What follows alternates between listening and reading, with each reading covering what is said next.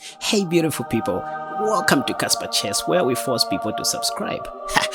Anyway, the study I have for you today will be one of your favorite studies here on YouTube, if not the best study that you will ever come across, which is why you have all the reasons to share this video with others. And so tell your friends to tell their friends to invite their enemies in order to subscribe to this channel. Right, secret number one, all you need to do is just to put two of your center pawns, one on e4 and the other one on d4. In point of fact, if you can manage to put your e pawn on e5 supported by your d4 pawn, I can assure you to say you will be winning 80% of your games. Guys, this is the whole secret of chess. So in my previous video entitled Winning More Games Using Only Two Center Pawns, I demonstrated how you can achieve that pawn structure in the Caro-Kann defense like this, where you advance your pawns, and I also showed you the benefits of connecting your center pawns even in the French defense. The center of the board is these four squares, and that's where your attention should always be. Now, let's get into today's study. The first opening where you can try to connect your two center pawns and solidify them for a better middle game is the mighty Ponziani opening, which begins as follows. e4, e5, knight f3, knight c6, then pawn to c3. Same strategy, you just want to have two pawns on the center and start playing the rest of the game based on those center pawns. The top played move is knight to f6, attacking this pawn. d3 is playable if you know what you're doing, but you still want to go pawn to d4. And the whole idea is that after e takes d4, you first of all want to advance your e pawn on e5, so that after knight d5 is played, now you can connect your two center pawns and start playing the rest of your game based on these pawns. If d6 comes in the near future, just forget about that. Let black take you so that you can take back with your d pawn. Done. If bishop b4 check is played, you can't do this right because black has many attackers, but you can play knight bd2 or probably bishop d2. That's okay, so that if bishop takes, you take back with your b knight. And again, if d6 comes, you don't take. Let black take you so that you can still have an advanced center pawn. So you can just go bishop b5 pinning this knight. If bishop d7, you can castle short if you want. That's okay. Or play forcing moves to keep on creating contacts like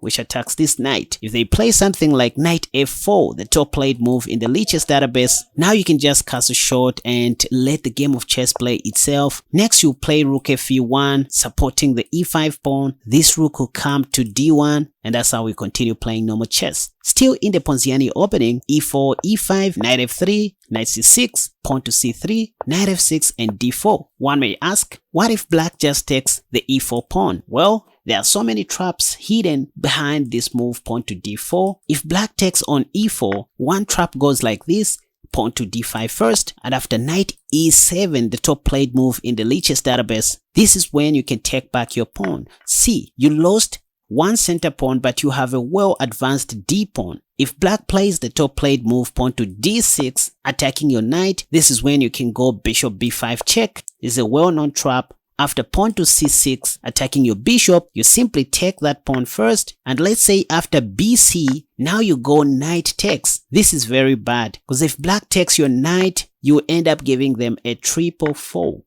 Triple attacking the king with check, the rook, and the knight on e4. Even if they play queen b6 here, which is the top played move, well, you can simply go knight d4 check, and on the next move, forcing them to move their king once and lose their right to castle. Here you can even castle short, and there's even another trap. For example, you have queen g4 check and probably win the knight. If f5 is played, you're just going to take that pawn with your other knight.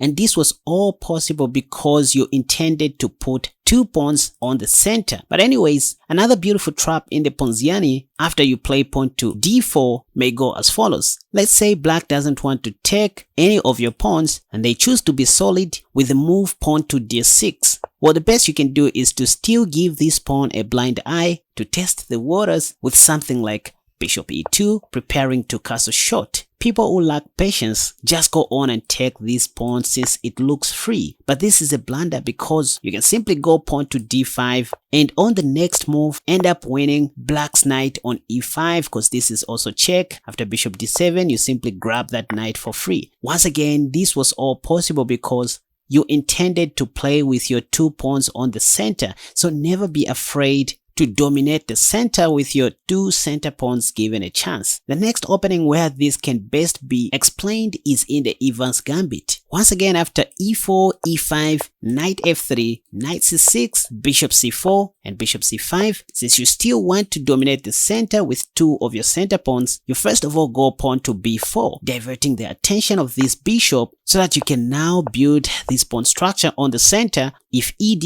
you simply take back, and there's even an interesting line here where black plays bishop b4 check, the top played move in the Lichess database, and then instead of blocking with your bishop or probably with your elbow, you simply castle your king here because you know you are safe since you have 2 beautifully placed pawns on the center. And look at this, the top played move is pawn to d6 in the Lichess database. And I can guarantee you to say, even most of your unprepared opponents in OTB classical tournament games will be playing this move pawn to d6 without knowing that this is a losing mistake due to pawn to d5 attacking this knight, and wherever that knight goes, you'll be able to win the free bishop on b4. But the way you do it is to capture that knight first so that if DE happens, now you can go queen a4 check and black's bishop is dead. And this was all possible because you intended to connect your 2 pawns on the center like this. And even if you don't have this trap, the beauty of having 2 pawns on the center is that you tend to slow down your opponent's piece development and you gain more initiative in the middle game. Third opening in the Alpine variation, how can we arrange 2 pawns on the center like this? So you begin with pawn to e4 and black responds with the Sicilian defense. Guys, I'm now telling you the secret. If you don't know any Sicilian theory,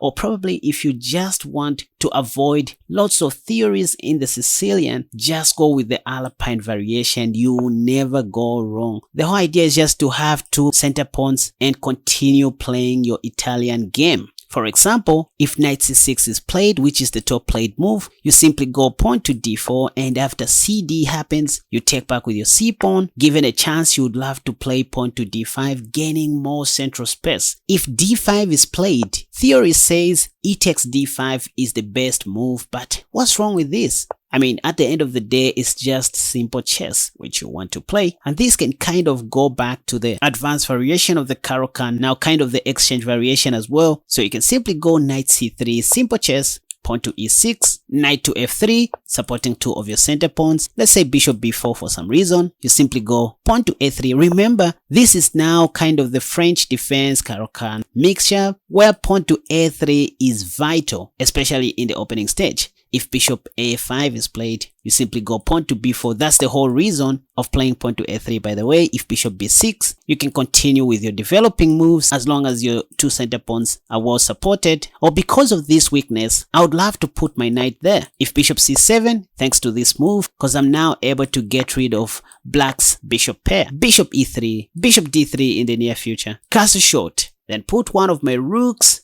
on c1 to control this open file. Done. Word of advice, once you start studying the Alpine variation, you also need to be studying the French defense with white pieces, because many other times you are going to see the game transposing back into the French defense after this line. So you need to know a bit of the French as well, so that makes your work easier. You stop studying how to play against the Sicilian defense, but you just begin studying how to play against the French defense. They play knight c6, and this is where you want to play pawn to a3 or knight to f3 first, so that if queen b6 comes, now you go pawn to a3. A very important move in the opening stage of the French defense. CD, CD, bishop d7, and now you go knight c3. If knight g e7, you know what they want to do, right? So you go knight a4, chasing that queen away. Sometimes before black plays knight g e7, what they like doing is playing pawn to a6, so that even if knight a4 comes, they can put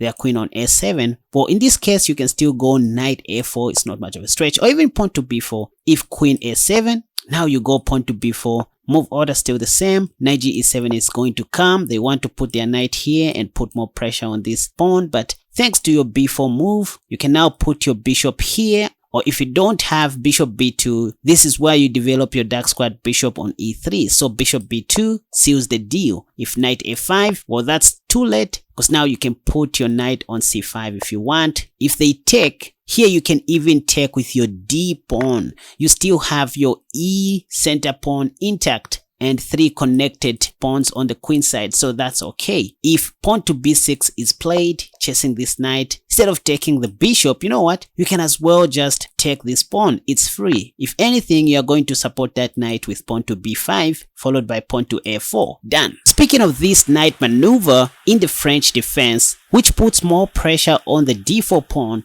what black players like playing first is the move bishop d7 to stop this attack in the near future. And so one key opening move in the French defense is pawn to a3 as usual, stopping bishop b4 or knight b4. And this is when they play knight g7 with the same idea of attacking your d4 pawn 3 times. So seeing this idea, this time you can't play bishop d3, because after this, and queen takes, you don't have bishop b5 check because of this light squared bishop. That's why they play bishop d7, by the way. So the best you can do in the French defense when there's already a bishop on d7 is not playing bishop d3, but knight a4 to chase this queen away, so that even if knight f5 comes, there will only be 2 attackers versus 2 defenders. Queen a5 check doesn't count because of b4, and the queen must go back. That's how you defend your d4 pawn in the French defense. Last opening, how about in the d4 opening? How can you achieve this pawn structure with 2 center pawns? First of all, in my last video, I showed you how to play against the Nimzo Indian and still aim to play pawn to e4. For example, you go pawn to c4, and after pawn to e6, you know they want to pin your knight, so just go for it, baby. Because with this knight, you want to play pawn to e4 next, well supported. If bishop b4, you now go queen c2, still want to go pawn to e4 like this, then boom, there's no problem with that. If they take, you can simply take, and after this, you simply advance your pawn to e5. Another d4 opening where you can try to fight for the e4 square is the Richa-Veresov, which starts as follows: pawn to d4, then after d5,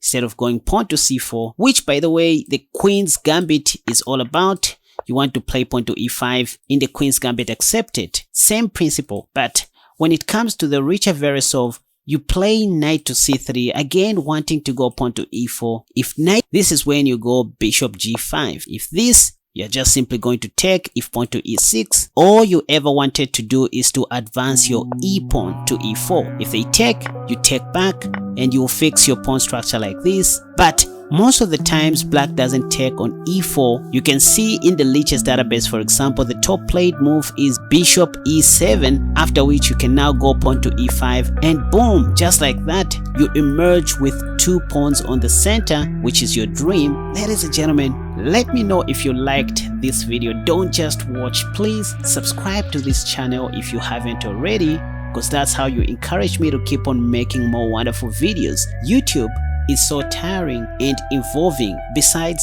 chess is hard. And so when you subscribe, like and share this video, you are encouraging us to continue doing what we do. You can also follow me on Patreon if you want to study more and gain access to my other courses as well as my other long form videos. So be sure to hit the like button. Until next time, bye bye.